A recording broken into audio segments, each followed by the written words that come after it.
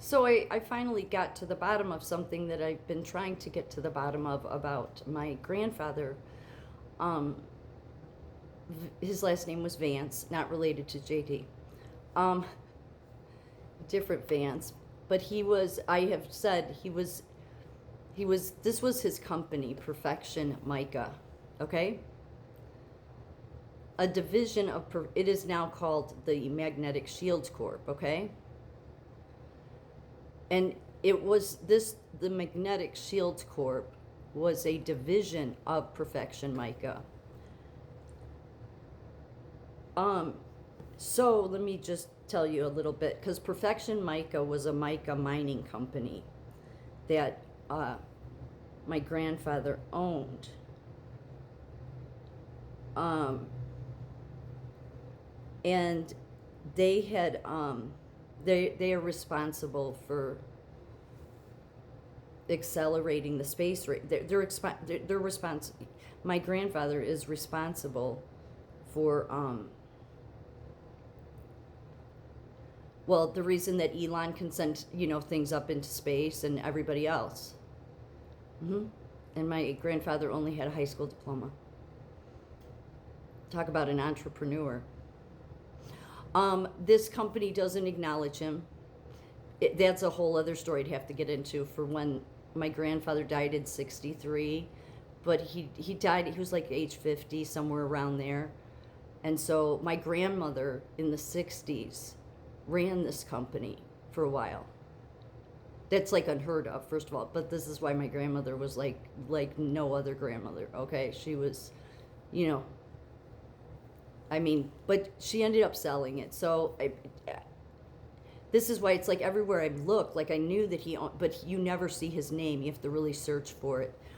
So I finally got to the bottom of it. So it started with mica mining, okay? But then he was able to pivot. That was what's amazing. He started out as a miner, but then pivoted for what would then go on to allow NASA to do everything they still do today because of his magnetic shielding. So let me tell you, 1940s, the Buster Mine, Dyke Mica Mine in Custer County, South Dakota, was owned by Perfection Mica. The ownership is a critical link in the history of NASA's magnetic shielding technology. The acquisition, founded in 1941, the Perfection Mica Company, initially focused on mining and processing mica in North Carolina, recognizing the massive demand for mica during World War II. They expanded by acquiring the Buster Mine in the Black Hills of South Dakota. The world's are under Perfection Mica's ownership in the 40s. The Buster Mine became known as the largest mica mine in the world.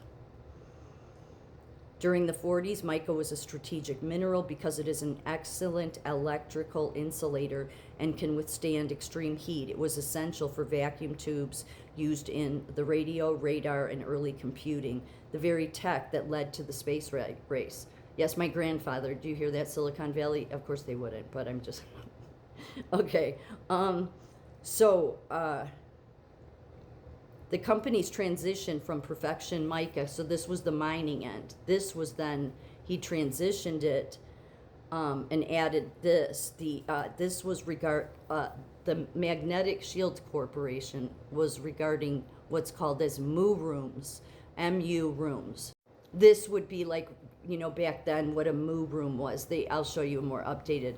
My mother remembers going to like electronic shows with her dad, where he would, he would display this. This was everything for NASA. Okay, so my grandfather had the patents for netic and conetic, which were the alloys used for the magnetic shielding that go on to create the MU rooms. They're more advanced now, but so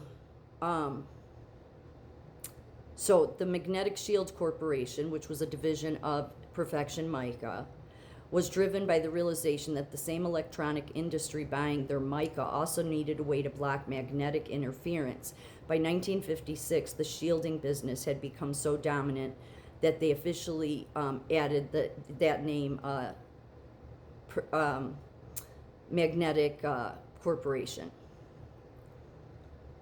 The 1950s were most pivotal for Vance, who steered the business away from its mining roots toward the high-tech shielding technology used by NASA today.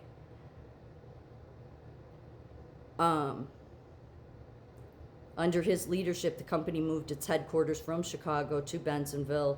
Vance recognized that the sheet mica market was being threatened by synthetic insulators. He pivoted the company's resources toward the magnetic shield division, which he founded to solve interference problems in the television and aerospace industries.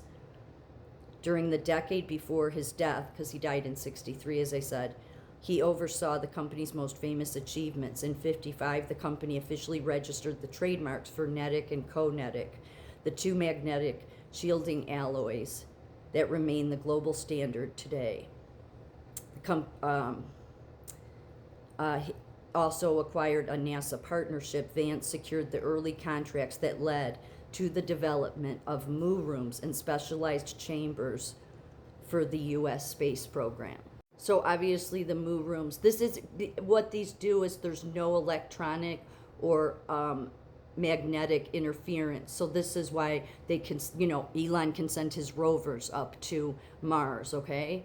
This is the reason for the Galileo mission going around Jupiter, all because of these, because he was creating sheet metal that was so thin that it could not only withstand the heat, but also